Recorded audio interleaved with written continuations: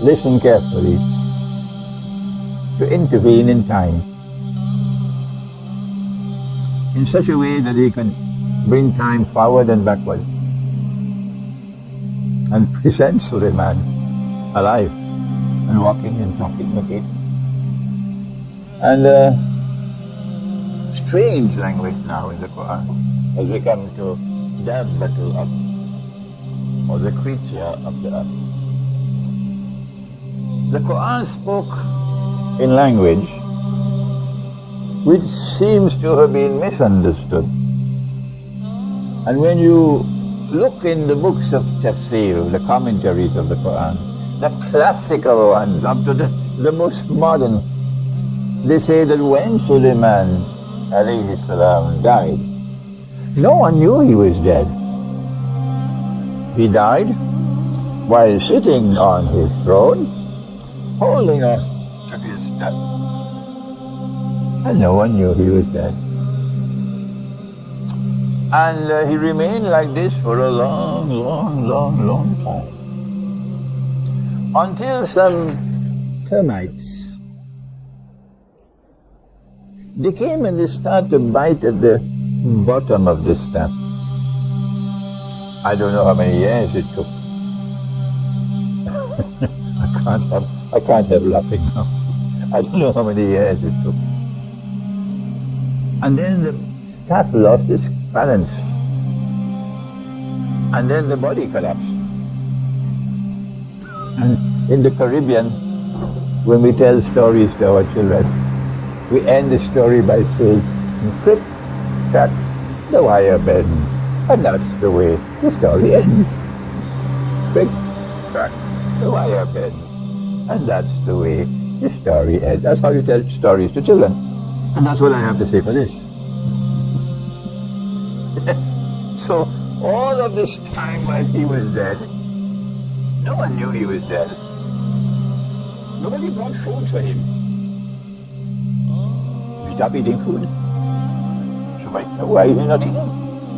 Nobody brought water for him to drink. So why is he not drinking? He never goes to the toilet. Kya ho gaya? He's not talking to anyone. Kya ho gaya? He doesn't go on sleep. Kya hua bhai?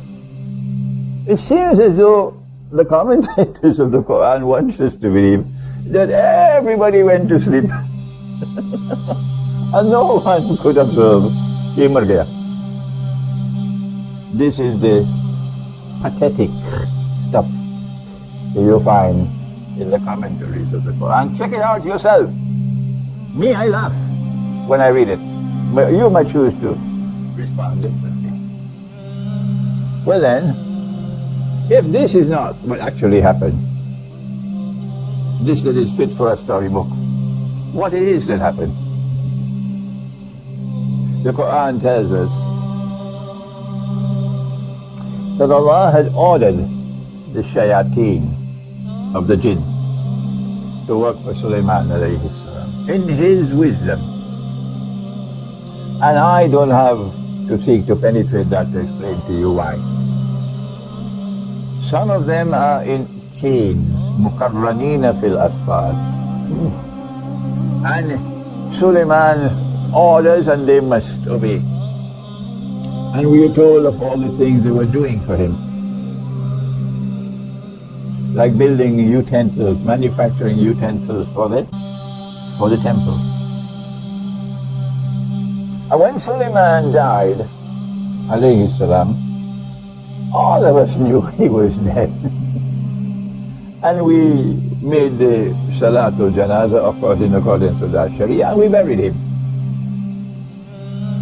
So who was it who did not know he was dead? The jinn. The shayateen of the jinn who are in chains, who are not in our world of space and time, but who still are convinced he's alive. Why are the shayateen of the jinn convinced that he is alive? Can't they see? Don't they have eyes to see? The answer is simple. The Jasad was shown sitting on the throne, because this is now the time when the Dajjal will sit on the throne. And he'll be holding on to the staff.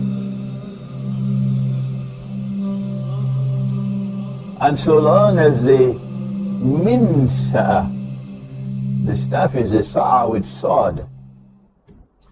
Minsa is seen.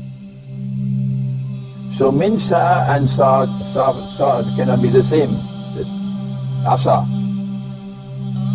Asa is a staff.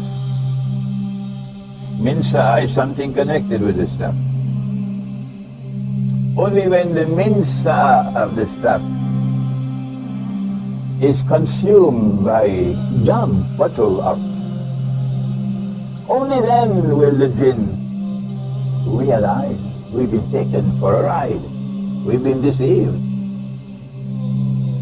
Meaning, this is not Sulaiman. We have no obligation to obey him. And so what happened was that when he died, and we buried him, the jinn did not know that he was dead, because Dajjal was sitting on the throne, holding on to the staff. And because of a certain property of the staff that the Quran describes as the minsa of the staff, Dajjal was able, listen carefully, to intervene in time in such a way that he could bring time forward and backward and present Sulaiman alive and walking and talking and eating and deceive the jinn.